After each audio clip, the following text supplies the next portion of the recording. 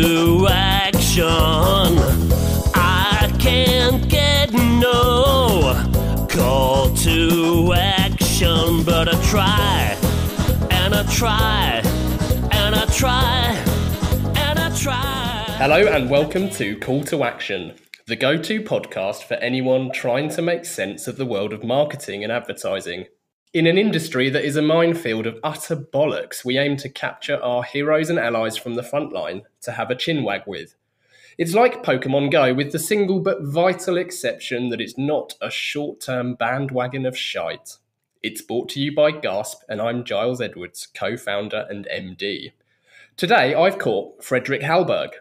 Being born in the most boring town in Sweden, Köping, propelled Fredrik to leap into the world of computers and ultimately the internet just to find something interesting. Fast forward in time and he is now a seasoned marketing strategy director and management consultant with more than 20 years of experience consulting Fortune 500 companies, digital startups, tech giants and domestic brands. A popular speaker at many public seminars and lectures, Fredrik has also just taken a brand spanking new position as a partner at the Commercial Works, alongside curator and editor of the brilliant Eat Your Greens, Wiemer Snijders. Welcome to the show, Fredrik. Thank you so much for having me. Straight into our quick fire. Coffee or tea? Coffee. Mac or PC? Mac. Winter or summer? Winter, definitely. Brand building or brand purpose? Brand building. Independent or network? Both. Zlatan Ibrahimovic or Greta Garbo? Probably both also from that question. And who's your favourite Hoff? David Hasselhoff or Bob Hoffman? Trick question there. Well, Bob Hoffman I love, so no downer on him, but David Hasselhoff, well, that made the teenage years seem more beautiful than they were. Yeah, totally. I'm with you on that one.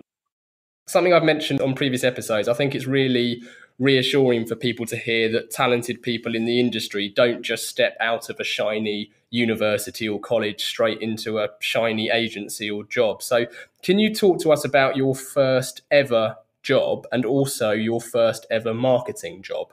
Yeah, I can. My first ever real job, so to say, was house cleaning. I had a summer job cleaning rooms for a big hotel in Gothenburg. And I'm so admiring those people having that as a full-time work or full-time job, since that was probably the most terrible job I had or have had during my upbringing and during my whole career. So that was my first line of work, or professional work, so to say. And how did you go from that to the world of marketing? Well, that was a tricky one. I was house cleaning at afternoons and weekends, and parallel to that, I went to the business school of Gothenburg. And at the business school of Gothenburg, I made acquaintance with a professor, and I remember his name was Thomas Gröndal, and the first day I met her, it was a class, and I came from industrial engineering and got really bored with industrial engineering, so I left the school where they taught industrial engineering and went to the business school of Gothenburg. And the first day when he stepped into the room and powered on his PowerPoint and were discussing or presenting marketing, I knew my life would change.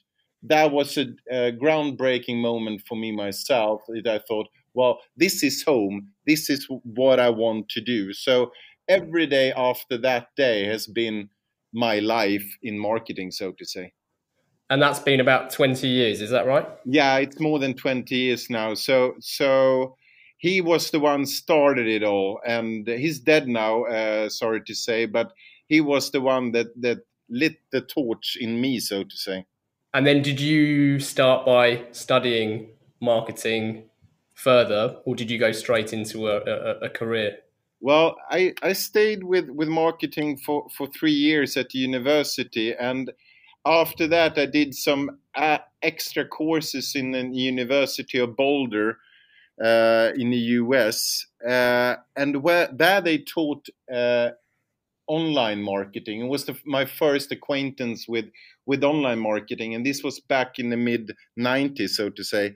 And when I got back to Sweden for my first job, I was one of the few people and few persons in Sweden that had read anything about online marketing. So I got job as an analyst at a media agency, and that quickly became internet analyst and internet strategist, and in several few years time I got to the status of internet guru, and that was just due to there were not that many people to go around. We were like 15 or 20 people in Sweden that had some background in online marketing, so that guru status was quite easily to get the reach of. So it all started the ball rolling, and yeah, from that on, it's been marketing and online marketing, and in later years, I got also broader in my approach of how to relate to marketing, and not just online marketing, but on marketing in general. Is that something that happened slowly over time? Yeah, it was slow. It was both a gradual and a quick process at the same time. Since when you talked about online marketing at the media agency, you had the people that you admired the most, and they were strategists at media agencies, and they were very, very good at that time. And they always had some questions that you tried to avoid or tried to dodge. However, though, since you were an online marketer, they were easy to dodge since nobody knew what you knew.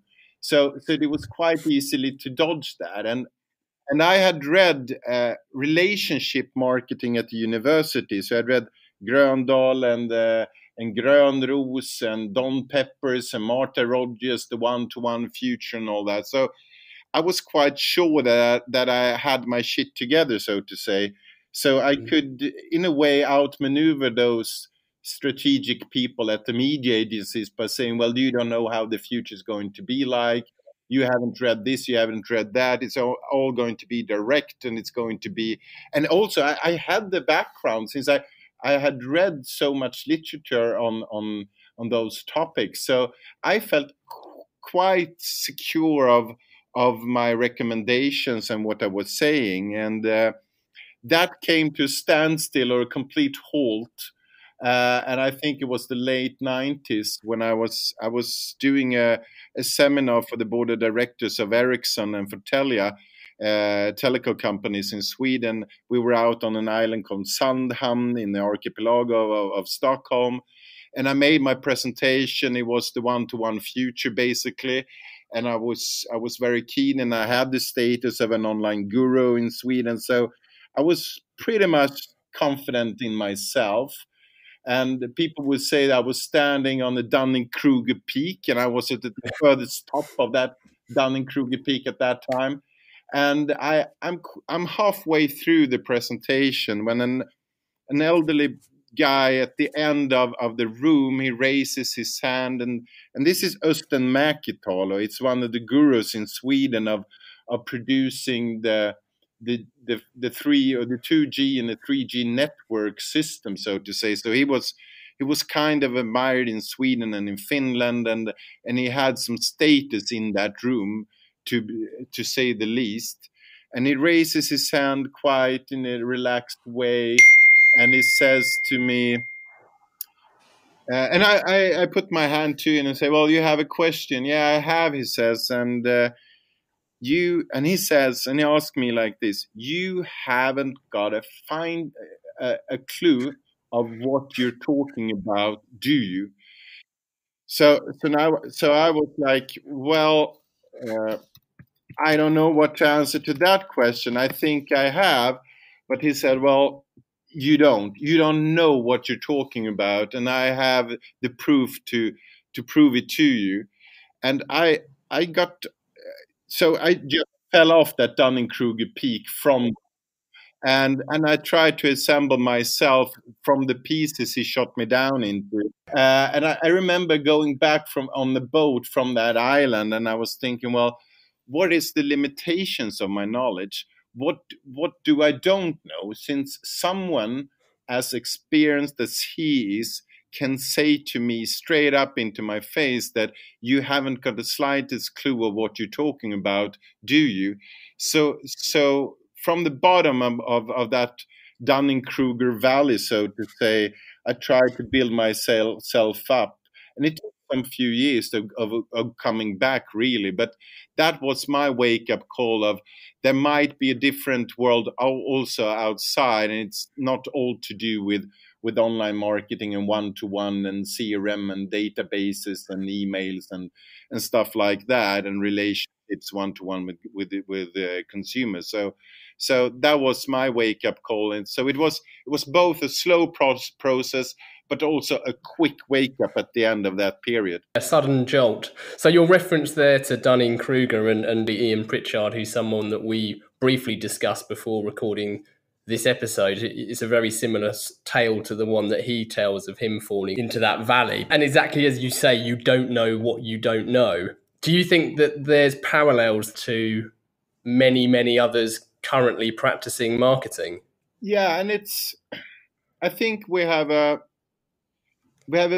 vocabulary problem in general, both in Sweden and in general as well, is that people that have experience within the field of marketing, they don't trust their experience anymore. Since new people coming into the industry, they're saying, well, nothing is going to be the same, everything is changing, it's a new consumer coming in the market, and all the old rules, they're not valid anymore. And so the elderly people, or the people above 45, so to say, that's the elderly people in this industry, they don't trust their experience as much as they did. And since they're not putting up a fight with the younger persons having a free lunch or a field day, so to say, with many of the Dunning-Kruger peaks. And I would say that the biggest issue we have to address in the industry is make older people talk to younger people and younger people talk to older people, since collectively we got great experience, great knowledge, but we are trying to outmaneuver each other in order to gain a foothold in the face of the clients and so on. So you need to respect both sides in many ways. And I think the most important part these days is that younger people need to realize that they have a lot to learn from more elderly people as well within the industry. And I think also Bob Hoffman, the other, not the first Hoffman, the Bob Hoffman person, he also tells us this story over and again. This is, if you look back into the history, you have much to learn from what made big brands big and big brands great. And there's a story to be told to the younger people in the field of marketing today, that the recipe that these builds were built on might be relevant still today. We need to identify why the old recipes shouldn't work anymore. But we ignore that, and we just say nothing works as it did before, but we have no evidence supporting that in the discussions. There's a great article which Ryan Woolman published with Marketing Week yesterday titled Adlan's Obsession with Youth Will Come at a Cost, which essentially mirrors that point. But the alarming stat, the average age of someone who works agency side, I believe, is under 35, which clearly needs to change. Yeah, and we have the internal communication thing going on. Since when we do target group analysis and all that, we tend to specify the target groups as people 18 till 54 living in city urban centers. And that's basically us. Yeah. And of course, that's easy to say many things about these people, since we know these people by heart. We are those people. So we can relate to any detail that is on these type of people's agenda. However, though, people over 50, we don't know that much about them. We don't know where they came from, how the world looked, what their drives were, and we are unfamiliar with their lives since we are not that type of persons ourselves. So, but these people are still, in some sense, inside of the ad industry as well, but they don't get the voice that they need in order for us to have a more balanced view of target groups, drives, the people's reflections of brands and how they relate to consumption. We always think that we have a cyborg coming on into the market and they're all digital and all that, and then that doesn't relate well to the reality of the majority of consumers, and especially the number of consumers that have the wealth in many Western countries that are about 45 years of age, and they paid off their loans, and they have the spare time, and they have the wealth and salary to support that also. So it is an issue with the younger age focus within our industry, with the millennials, the Generation Z generation, well, every generation that comes up.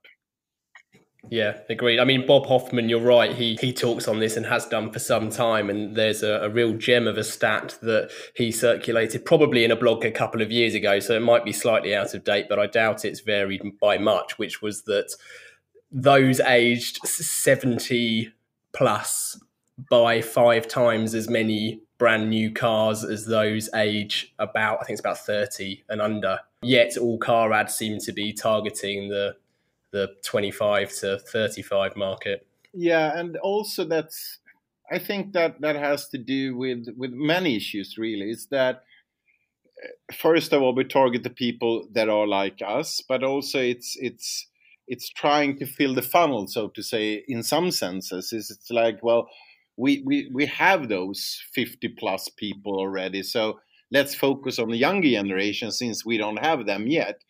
But still, you need to influence the decision of those people above 45. So you tend to forget, and this is one of the biggest things from Ehrenberg Bass Institute, is that we rent our customers. We don't have our customers. We need to refresh their memories. So you still need to reach those people above 45 and remind them of your existence all the time. So that also makes the case that you can't just focus on the younger persons within the market, and you need to address where the market is. And many of the people above 45, there is still a very relevant target group, and you need to refresh those memory structures as well. So it depends on how you look at things. But I think that the major part is that there is a world before the Ehrenberg Bass and the world beyond the Ehrenberg Bass, and that's one of the biggest points, is that you don't have your customers. You're renting your customers for now, and you need to readdress and address those customers on and on and on, and continue to do that in order to keep to stay on top of everything. The other point you made, which I'd like to pick up, is the point of people thinking they're always talking to themselves. I mean, I'm putting words into your mouth slightly here, but something which I think is the root of a lot of problems in our industry. And I don't want to sound so negative all the time, but it's the lack of market orientation, which is that you are not the market. So all of your thoughts, feelings and responses to things like advertising or price and packaging are not just incorrect, but they're actually very dangerous. You need to embrace that state of mind of almost just nothingness, and then just fill that with research. We are very, very engaged since we work with this. It provides food on the table and a house to live in. So as soon as you start working with the industry, you tend to lose sight of the customers outside. You get into this brand prismas and the positioning, and you are very detailed and very nitty-picky of how should we present ourselves and all that, and you tend to forget that we are not at all interesting in the minds of the consumers. We are quite of a minor annoyance sometimes, and maybe a small amount of smile in the minds of them, but we are not that important. We have bigger issues on our mind when we go out in life.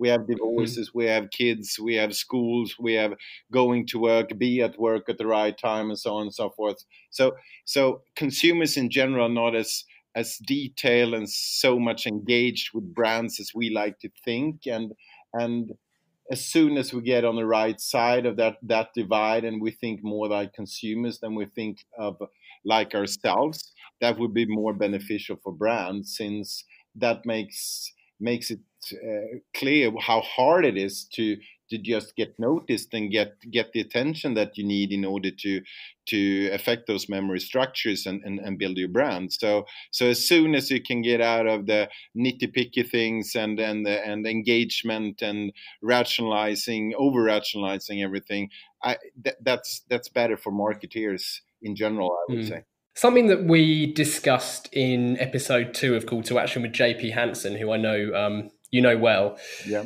was he said that marketing is increasingly seen as the colouring in department in some businesses. And a post that you made on LinkedIn fairly recently actually didn't mirror that sentiment light for light, but I think you put your finger on one of the big problems, which is that the concept of marketing is not just about communication and advertising. It's also about product development, pricing, distribution, and customer response.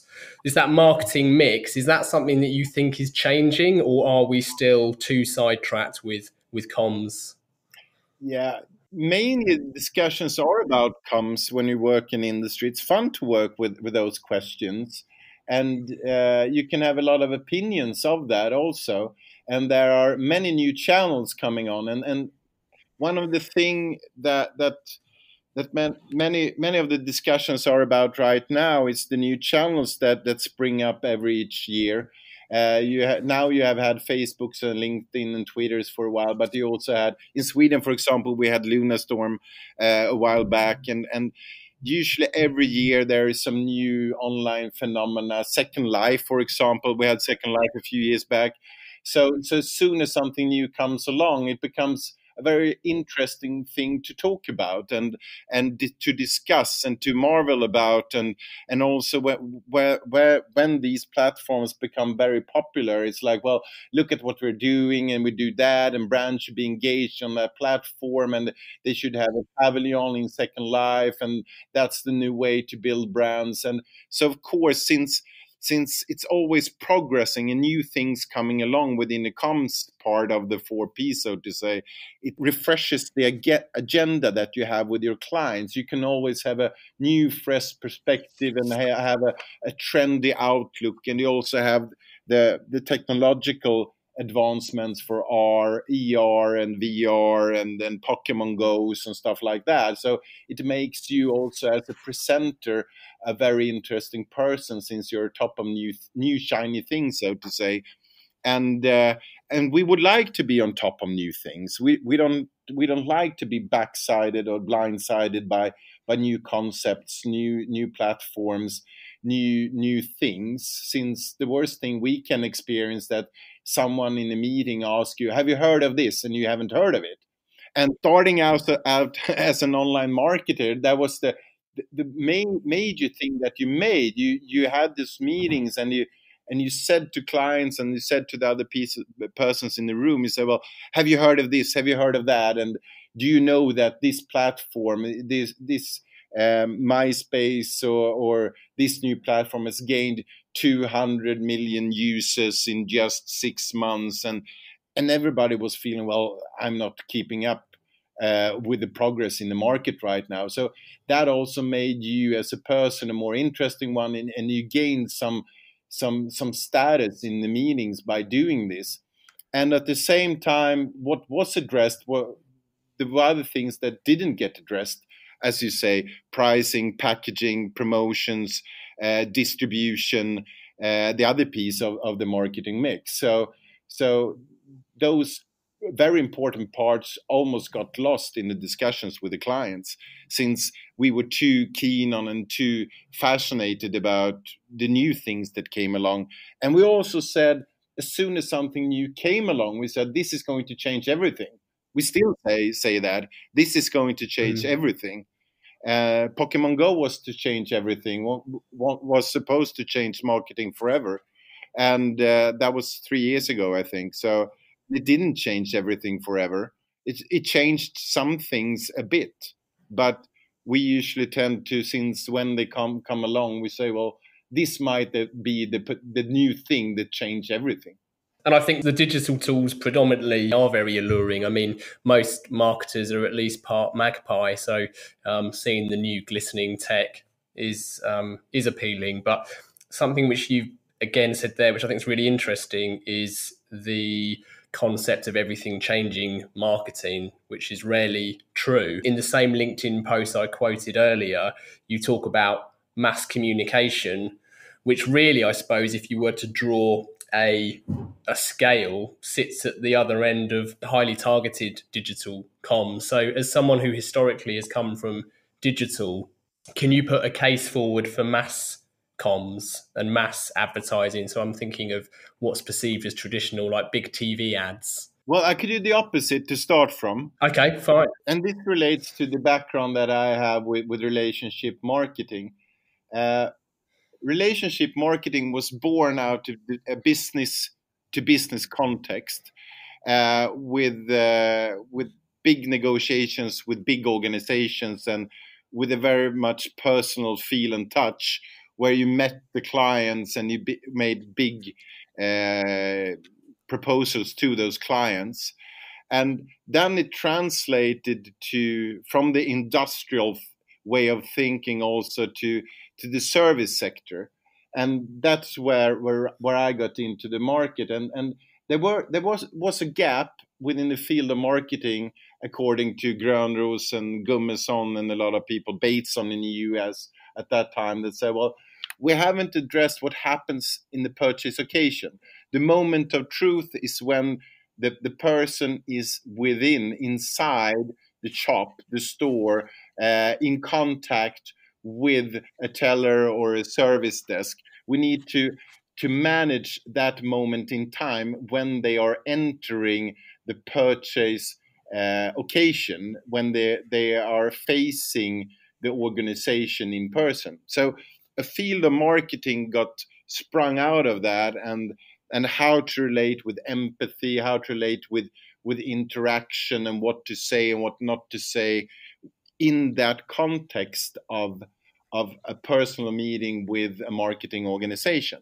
So it got mapped and it got written a lot of books, but then came the one-to-one future with Don Peppers and Martha Rogers, and this was the beginning of the mid-90s.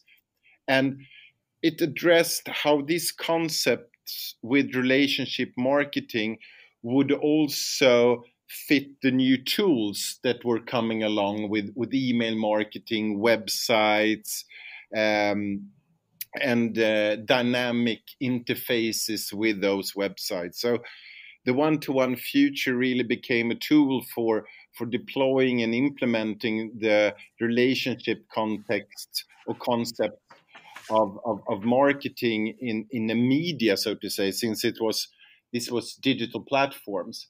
And it started from that. And as soon as email came along, we tried spam for a while, didn't work. But then we got into permission marketing, and permission marketing also became the CRM part, and CRM was one thing, and it stood in the beginning for customer relationship management and the managing of employees when they met customers. But it soon became CRM, as in customer relationship marketing, and we were using the one-to-one possibilities of email marketing with permission marketing to consumers. And that really started the ball rolling. And this was the mid-90s. And then came the social platforms, and then came Google, and then came the one-to-one marketing at scale. So it was pretty much born out of the relationship marketing concepts that were placed within the organization when the customer were facing the organization. But now we lifted that, and this was my Dunning-Kruger peak as well. I lifted it out, these concepts, I lifted out to mass marketing, and saying mass marketing is is waste, and it's not addressable, and it doesn't relate to you in a relevant way with an offer that suits you. So we just lifted the concept of the personal meeting out into mass media. And that is why we got into trouble, since as soon as we lifted it out from the personal meeting in the broader market, so to say, we got into many difficulties with the deploying and applying these concepts. So it was a line that needed to be drawn much more steadfast in the ground, and say, well, you can have that within, and this was like professor and lecturers like Parasuraman, Saitam, Lemberi, very, very funny names of researchers and professors and lecturers, but we deployed those concepts outside in the mass marketing and the mass communication perspective, and the relevance and the way of using that perspective outside didn't make it as beneficial as we wished, so to say. So you couldn't just pick it up outside of relationship marketing in that context and then apply it somewhere else and expect it to have the same results, basically. Yeah, that's a wish. That's more of a wish, and also relating to the Ehrenberg Bass Institute, there's still a wish of, it's a hope that if we make more relevant ads, and relevance, let's say we make ads based on your profile, we will get more effective advertising. And so far, the results are not that promising, since there are other factors way more important than just having the direct mail, so to say, with customers. There are far more bigger issues that needs to be addressed, with distinctiveness and people remembering that and being emotionally touched by what you're saying. So it isn't that easy, and it's a wish and a hope and a ambition that we have had with how to innovate within marketing communications, is that to use the concept of Don Peppers and Martha Rogers in a broader context. But so far, the results have not been that promising. And I guess that's just human instinct to a point, that you think you might have found a shortcut or made something easy, which is why so many are quick to adopt these quick win type tactics. Yeah, and we have also, and this is a question really, but when we measure things also, we tend to measure things, since we said that digital is easy to measure. You see what happens, who's receiving the message, how they relate to it, what link they click on, what page they land on, how they convert, and with what product they buy. So we said that digital is more effective, since you can tell what happens. But digital is also the last click or the last view attribution problem. So in the dashboards that we have, it looks beautifully usually, but that has to do with the last view attribution and last touch attribution and last click attribution. And you're basically looking into the cash register of your organization, and you can't tell why these numbers are here. You can just say that they are here, and you just relate to them from the doorbell to the shop, so to say, since the doorbell is the last click and the last view. So usually with those attribution models, you say, well, it has to do with the link on Google, it has to do with the last click attribution on that banner ad, and so on and so forth. But the ad stock that you have built for several years and the habit of people buying your product for several years, you don't take that into account. And the real danger of this is that you get into baseline attribution. You attribute the whole baseline to the online communication. And the numbers look great, but you are like, it's like frag stealing. If you play Counter-Strike at some time, someone else have done the shooting of the foe, and you just have the last shot on that, and you say, well, it was due to me. I killed the opponent or the foe in Counter-Strike, but it was all due to those previous exposures, that ad stock that had been built up throughout the years, and the habits that had been established within the consumers, and you got the last click or the last view attribution of that. So you're capitalizing on attributing your baseline sales, so to say. Yeah, it's like someone scoring an easy tap in football, and you don't actually appreciate all the work that went from taking the ball through the goalie to defence to midfield. You're just looking solely at the conversion rate of the striker. I know with when you talk about especially the last click attribution, and I forget which piece of research he cites, but I've heard Bob Hoffman give this talk live, and he also blogged about you're more likely to complete Navy SEALs training than you are to deliberately click a banner ad. And I think that's true of so many people. Certainly the most recent mobile ads I've clicked on, it's because I've been trying to close the bastard thing down and I've accidentally clicked on it. Now the person who then sees the analytics gives some sort of value to my click. And yeah, on paper, it looks like one click. Yes, there was a click, although it was unintentional. But equally, that click's had a very negative effect. Yeah, and it's very easy to do so. I made all the mistakes that anybody can make in this industry. So when we first installed the Google Analytics suite, I think it was more than 10, 15 years ago now, I was like, well, when we opened the account, the first day we opened the account for clients and we started the AdWords account, we saw the numbers. And we saw the numbers, and it was amazing. We saw the clicks, and we saw the conversions, we saw the revenue, everything like this was generating.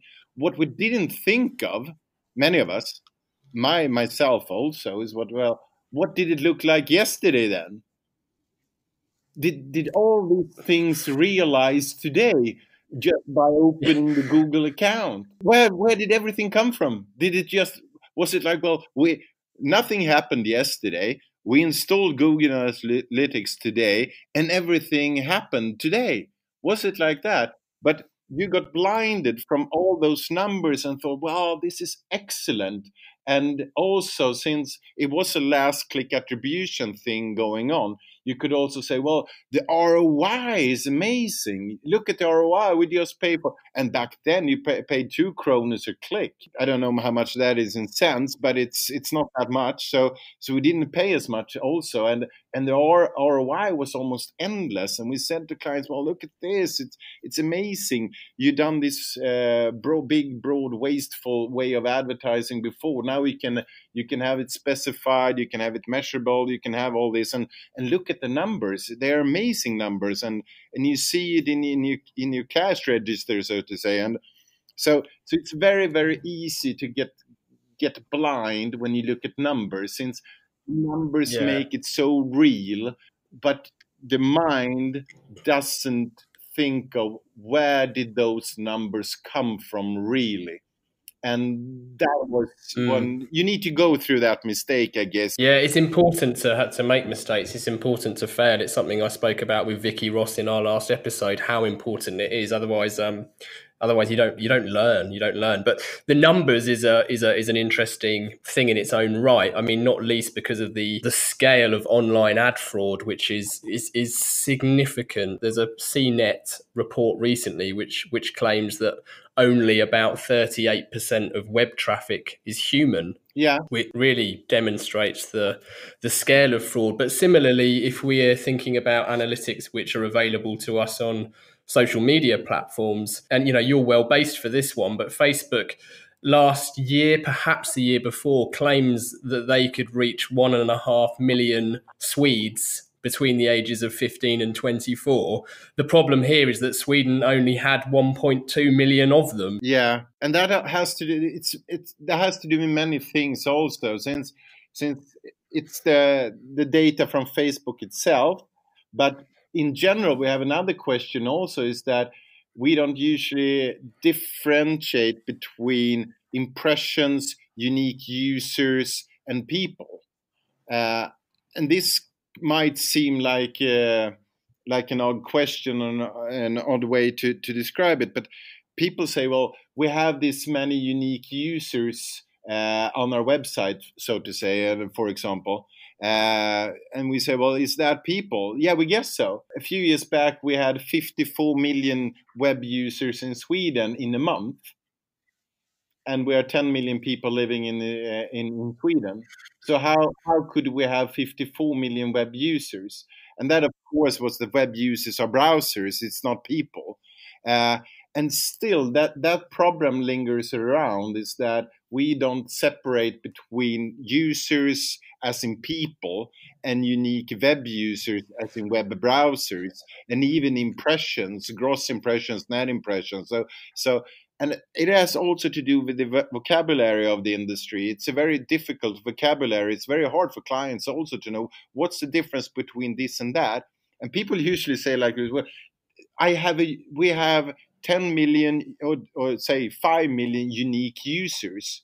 Well, isn't that to over describe things? Aren't all people unique? So how do you need to put that word inside of that sentence? Unique people, unique users. People are unique, but since there are web browsers, it's unique web browser. So that of course makes it a relevant metric, so to say, to divide it from people. But we tend to ignore that it's not people. It's and we say that it's people, and not taking into account that it's just web browsers. And there have been problems with that, with the traffic measurements of websites, when they're saying we are reaching this amount of people, especially now for Instagram followers or blogs or stuff like that. People say, well, we have 2 million people following us, when it's in reality it's web users or browsers. And since you can have 4 or 5 browsers yourself, those numbers tend to get very exaggerated, so to say. There's arguably a need for social medias to be regulated. There's lots of people marking their own homework, and it makes it very difficult to understand or compare. Yeah, you have these walled gardens all the time, and we have had them for more than 20 years now in different shapes and different organizations.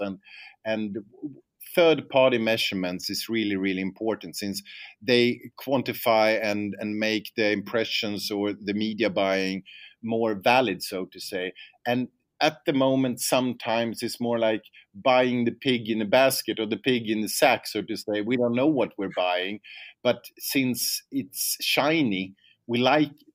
But as a metric, as a buyer, as a serious buyer of media space, you're not buying you are not allowed to be buying things that aren't verified in a certain way, so you can be sure that we are really making this money work for the client.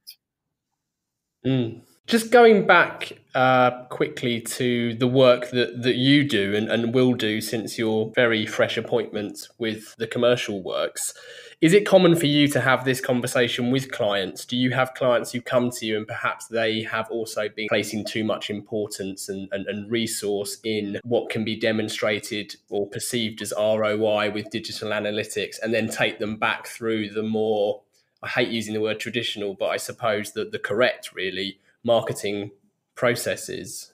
Yeah, it's not uncommon. It happens all the time. And I would say that's part of what we do as media or media strategy consultants, is that to identify the gaps, identify the things that can be improved, and in many times it starts with the wrong side of the attribution funnel, so to say, is that people have reports, they have data, they have huge amounts of data, and they try to make sense of it, of how do we improve, since now the costs of online marketing is growing at a steady pace, and it has been growing since I started. Back then it was like 2 to 10% of the whole budget. Nowadays it's more than 50% of the budget, and that is not including the tech fees, the personnel costs and all that. But the working media spend, it's still more than 50% of the budget in many instances. And people and clients usually want to get the best out of their investments. They want to invest as little as possible with the maximum effect as possible. And in order to do that, you need to backtrack, where do the effect come from? And if you just look inside the Google Analytics suite, or any other suite for that matter, it's usually, well, this is the results of many other things that come before that.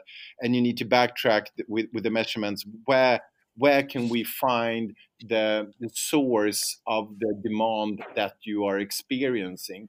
Since if we don't backtrack of that, we might go wrong in what to do in the future as well. So it's looking at the whole customer journey, so to say, but it's usually much more extended than people working solely within digital tend to think. It's that the customer journey usually starts, and it could start several years before they finally get into purchase occasion. And that is also one of the major benefits of the Ehrenberg Bass Institute, is that, or with Andrew Ehrenberg himself, so to say, is that you have very, very many seldom buyers. So in order to affect the decision, that process usually starts several years before they get to the purchase occasion, since they are a seldom buyer. And those exposures still count, but they are not measured in real time with the dashboards that we use. So it's looking at the complete customer journey, not just the purchase occasion of that journey, on the bottom funnel of the whole process. So that is one of the main things that we need to do as both advisors and consultancies, and also advertisers as well. We need to address the whole customer journey and see, well, doesn't these investments also produce any kind of effects? And when are those effects realized? Are they realized right now in real time, or do they have an effect that slowly build up over time due to many exposures in comparison with other exposures from competitors also? So it's a more long game, long run or marathon, so to say, than it is a sprint. And we are very keen on sprinting, and we need to address that this battle of people's mind share, so to say, is like a marathon, and we need to plan that marathon accordingly to making able to go the distance. One of my favourite stories, which supports exactly what you've just said, is from the wonderful Tom Goodwin, who talks about finally being able to afford his dream BMW sports car in his mid-30s. And he puts that down to when he was approximately 8 years old, and he was doing a school project, and he wrote to various car manufacturers and big car brands, and BMW were the only company to respond, and they sent him this lovely pack of beautiful print brochures about their cars. And ever since then, he obsessed about owning one. Where's the attribution there? He knows that in his lifetime subsequently, he has probably clicked on a web banner ad and someone has claimed full credit for him finally acquiring the vehicle. But it's just a very simple example of that last click attribution. Yeah, and he's pretty humble with his ambitions, like a BMW. I had a Lamborghini on my wall. Maybe just more realistic. It was due to a movie called Gumball. Oh, what a movie! Yeah, and yeah, it was a great one. That was the fastest car ever made, and I wish to have one. And I don't have one still, and I probably never will get one either, but it's still my dream car. But again, that's a brilliant point, because we as well as you, I know, are huge fans of the work of Binet and Field, the long and short of it. Mark Ritson wrote a great article recently where he says it's not just the long we should be thinking about, it should be the long as well. So your reference to Gumball is exactly that. That's now in your head. And I don't know how many years it is, 25, 30 years later. Yeah, it's more than 30 years. So those exposures and those experience, they build up over time. And eventually I will probably, if I'm totally lucky and win on the lottery, I might get that car. But it's built on a dream wish that I had when I was a younger kid. So it takes a while for things, and not everyone is on the market at the same time, at the same moment. And we tend to forget that also, is that especially for cars, there are not that many people buying cars every day, but during a period of 10 years, there are many people that have switched cars. They bought a new car during that period of time, and we need to have that type of focus when we talk about marketing investments. It's a very long game, a very, very long game for many products, and especially for products as cars. Yeah, and luxury cars too. It's important that people who can never afford them are also aware of them, because that means when you can afford them, you can drive them around feeling proud that everyone knows that you can afford one Yeah, and they and can't. what's the point in having a car that nobody knows about? Exactly. Yeah, If exactly. you show off, then it's no use whatsoever. No one knows. Well, what's that strange car running around on the streets? We don't know. But if it's a Lamborghini or a Ferrari or a Porsche or whatever what car it is, well, you could say, well, I had the money to buy that, and it's due to my own insecurity, and I want. But it, people still need to know what it is about. Same with handbags, luxury goods in general. They have a much more broader audience than those just buy it. Yeah, so that's a whole status symbol thing, isn't it? Now, asking the general public for their opinion, be it on Brexit or boat names, is notoriously fraught with danger, but that's not stopped us asking listeners for some questions to put to you. So I was going to ask you two. However, I'm wary that Rebecca's question, which was, do most marketers lack market orientation? We've answered that really. So I hope Rebecca's happy with the answer that was given earlier. So I'll jump straight on to Mark, who I actually work with, and he's asked, I watched your presentation called The Dedicated Consumer's Death on LinkedIn, which featured the Pepsi Refresh project. Yeah, In light of Pepsi again getting all caught up in brand purpose some 7 years later with the awful Kendall Jenner ads, do you think big brands have been sucked into a brand purpose black hole up their own backsides? And how can we get them out? yeah, it's a good question. The Pepsi Refresh case back in 2010. It's like 9 years ago, I guess. 9, wow. Yeah, and it was the same time as Jim Stengel wrote that book Grow. So the brand purpose thing was really on top of everybody's mind back then. And it was also where social media made big inroads with the perspectives on marketing. And that, I think that case still lingers around. It's almost like Groundhog Day. I usually say it's almost like Groundhog Day. The same question keeps popping up again and again and again. And the Pepsi Refresh case seems to be refreshing itself all the time. We're still stuck in that case in many senses, in many ways.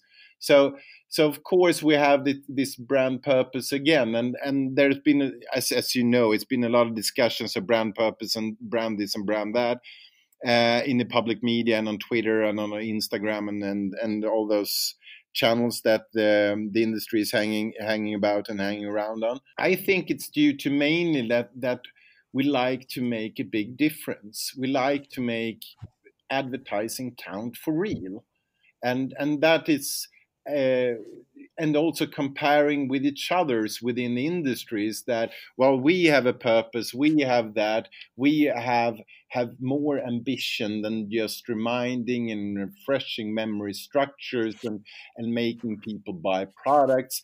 And we should also remember that sales many times is not perceived as very beautiful or elegant by the marketing community. We say we do more than just sell products. So being able to go into areas where we can have more purpose than just selling things is also beneficial for our own status. So we are very, very keen as an industry of getting into this more than life purpose things in order to prove our value to ourselves mainly, but also to our clients and make differences in the way that they can hopefully at least smell the taste of making big differences. So, and it also translates to breaking down and rebranding things all the time, repositioning, rebranding, getting rid of the old distinctive assets and bringing in new distinctive assets, and all the time, refreshing, since we want to have quick progress, make big impact, being more worthy than just selling stuff. So it has to do, I would say, more than it's not just brand purpose, it's the way we as a community approach what we're doing, and we'd like to be on top of almost larger than life itself sometimes, and in that strive we make a lot of problems for the brands that we manage, since we're destroying what has been built up over the years and making ambitions and claims that might be too far-fetched for many brands, and also have no correlation or causality whatsoever on sales. Was that an answer, you think? It was a good answer. And I think I rarely defend brand purpose in any shape or form, but I think it is fair to say that, again, I suppose it's a noble thing to want. It's whether it should exist in the context of what your company or your brand is the more relevant question for a marketer. And I think in most instances, it doesn't play a part, unless of course your brand exists in a space which has a very and real authentic brand purpose, like say the Body Shop, for example. Yeah, and also it's due to many things. But before we jump into the brand purpose thing, we need also to think of might there be things that are more effective on sales? This was the most effective thing to do, then of course do it. But if there are other things that are more effective in driving sales, then we should do that instead. But that is not the question put forward by many of us within the industry. We say, well, brand purpose is a new thing. Brands need to be purpose-driven and all that. And of course, everything has to do with sales. So if that would translate to sales at a better pace than anything else, then of course it might be a suitable way. But before we jump onto that, we must first conclude that is of all the options the most optimal way of how to relate to what we should say when we say something to our consumers. And that question is never opened, I would guess, since brand purpose has made itself almost like an ivory tower these days. It has to do with the environmental things and all that, and brand purpose, and stand for something more than just making good products. And it's also to do with that we have workers in the third world and all that. So it's a kind of a zeitgeist thing also at the moment. Is that it's politically correct to have that, but since we as organizations mainly is about making people pleased with the products that we sell and making people buy us and not the competitor when they're entering the market, then we need also to see, are there options to brand purpose when we speak of how we should address our consumers? Yeah, I think you've hit the nail on the head there. If it's going to be the most effective, then we should do that. But things are very rarely binary, and I think that therein lies the problem. Those pushing brand purpose as this is the new thing, it's always at the expense of everything else. There's very rarely a blend or a mix, and nothing is black and white. There's all sorts of grayscales, and typically a mix of activity is going to be more effective than just ploughing all your resource and efforts into one. Yeah, and also if you look at this perspective, if everybody's saying the same, how distinctive are you? Everybody goes for the same social issues. You get no distinctiveness whatsoever. Was it from this brand, or was it from that brand, or was it from the third brand? And usually those purpose things are very overarching or very broad. It's like employees, it's like environment, it's like, and I'm not saying that the environmental thing is a bad thing, but usually it tends to get it like the differences between brands get blurred when everybody is saying the same thing. So we need to be very, very careful when we jump onto the brand purpose thing in order to stay distinctive and relating to other brands. So there is a danger, and and within our industry, we need to address the dangers also. For example, online marketing. Nobody has had discussed extensively what drawbacks they are within the market, how attribution get wrongly, the bot traffic, the viewability problems. It took 20 years for the viewability problem to surface.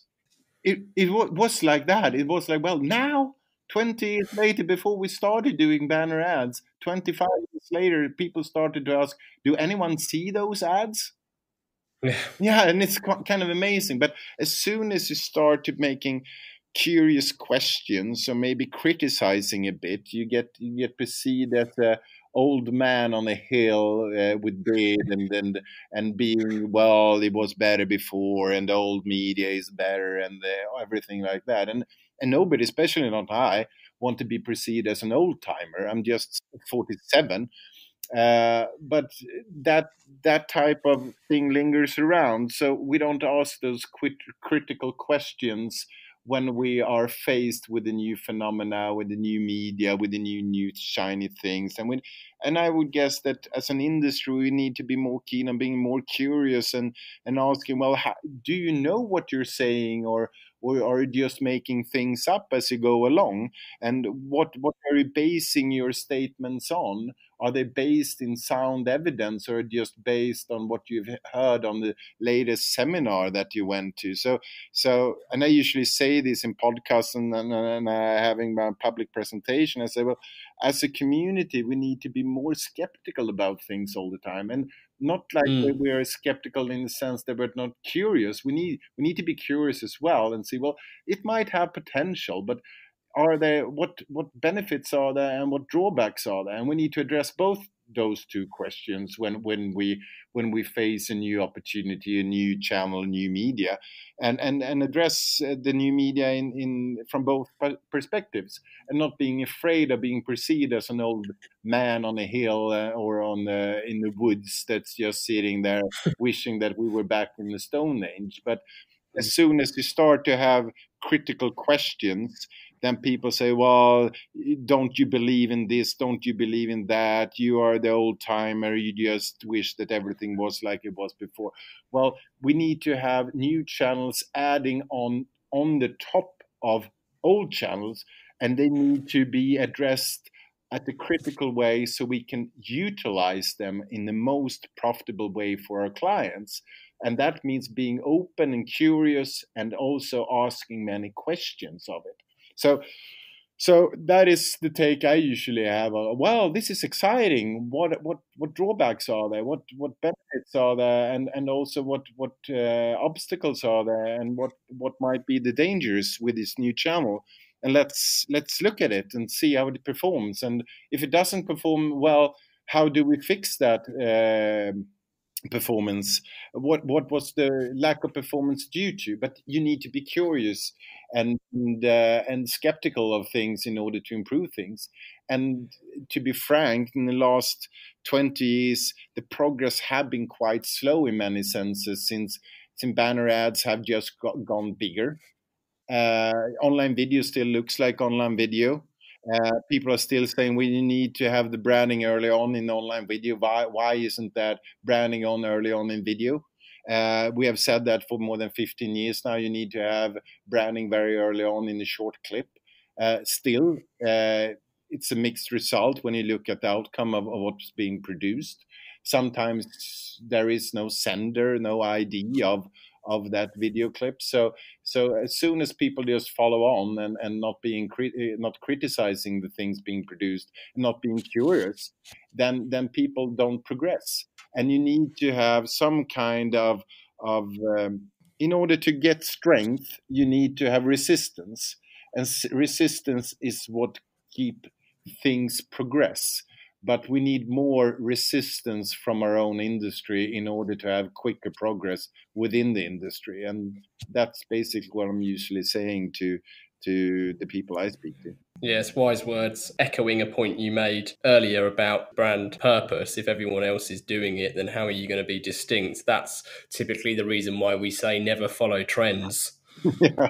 We've got 4 questions, our pertinent posers, Fredrik, that we like to put to all of our guests in the final part of the interview. So question one is what advice would you give to your younger self?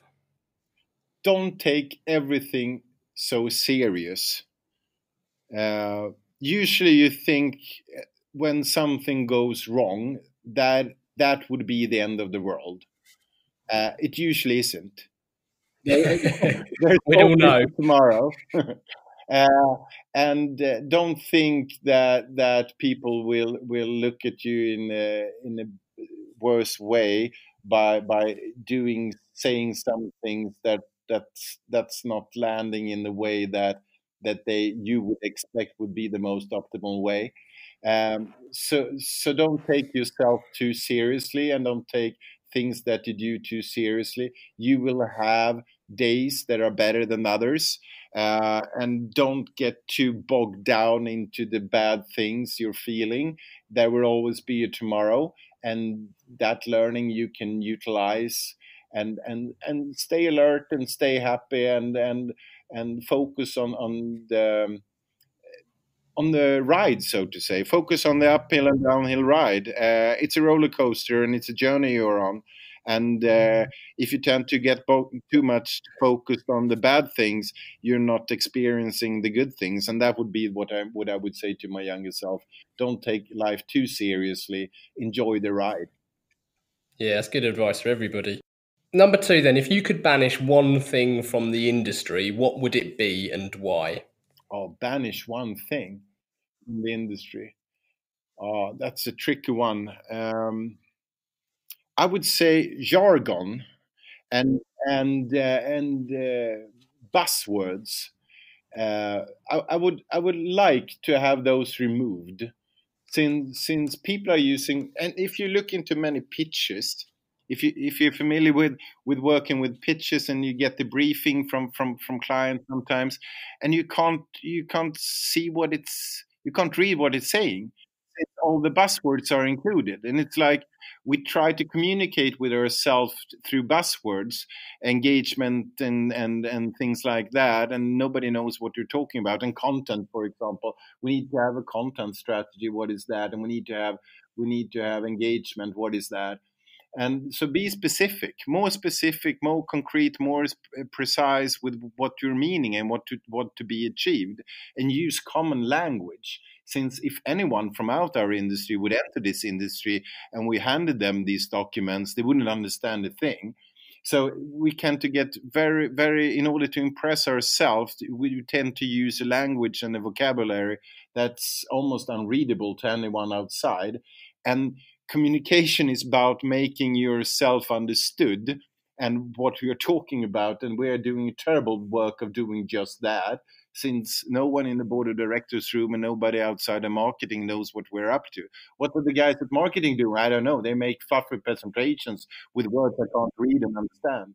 Well, that's not the way to get mandate inside the organization. I couldn't agree more with the common language thing. It drives me mad. I think it's attributed to Einstein, isn't it? He says, if you can't explain it to a 6-year-old, you don't understand it yourself.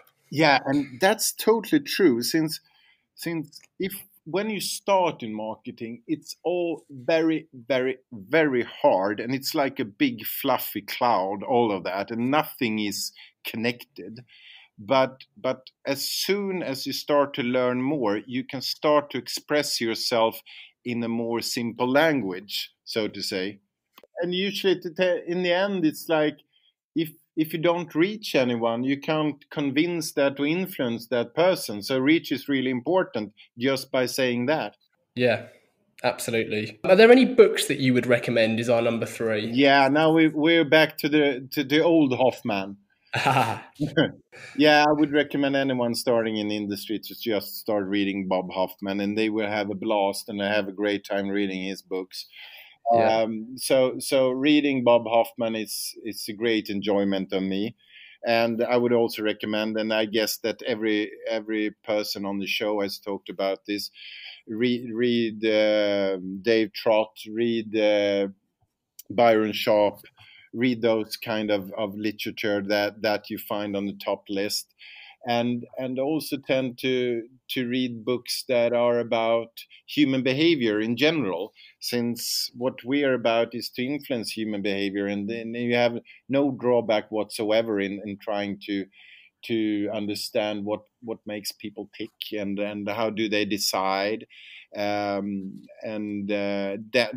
Kahneman, Cass Sunstein, Richard Taylor, read the hard books as well, and not just the easy books, in order to get a broader perspective on the field that we're working in. Absolutely. The last question or request really is, we always dedicate every show to someone, and we like to, or we bestow that honour to our guest, who also has to give their reasons why. So, Fredrik, can you dedicate the show to someone, please? Yeah, I would dedicate the show to Thomas Gröndal, my first professor that unfortunately died when I was still young. But he was one of those persons that I met that made this topic that we're discussing today of great interest to me, just by his passion himself. He had great passion with the field of marketing, and that lit my fires as well. So if I would dedicate my talk with you to anyone, it would be Thomas Gröndal. Fantastic. Brilliant, thank you. So as a final call to action then, please, if you've enjoyed this episode, if you head over to our podcast homepage, we'll share links to everything that we've discussed in the last hour. How else can people get more Fredrik Hallberg? Yeah, what I usually do these days is that I use my LinkedIn page as my blog. I find the format of LinkedIn, people are always saying Twitter within industry, but I'm not that keen or that skilled in using those few words that are included in Twitter. So I usually stay with LinkedIn. It suits me fine. And apart from that, the website, The Commercial Works, that's a way to get in contact with me also. But if they would like to follow me, LinkedIn would be the best. And I post links to things I find interesting when I'm out there, when I have this bad time of thinking of things relating to our industry. Good stuff. Okay, well, we'll stick a link there too. So thank you so much, Fredrik, for joining us. It's been a real honor and a pleasure to talk. Same to you. Same for me. It has been a pleasant talking to you too. And thank you to everyone who's willingly let their ears be bent by us for the last hour or so.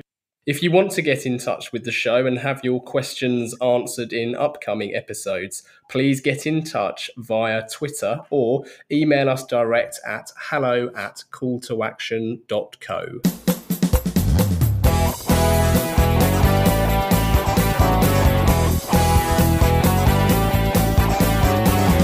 I can't get no call to action.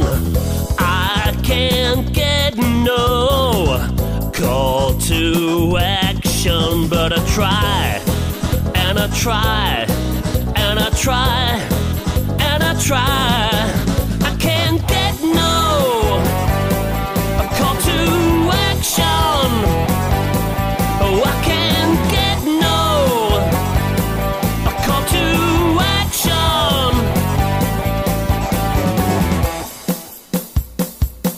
Yeah.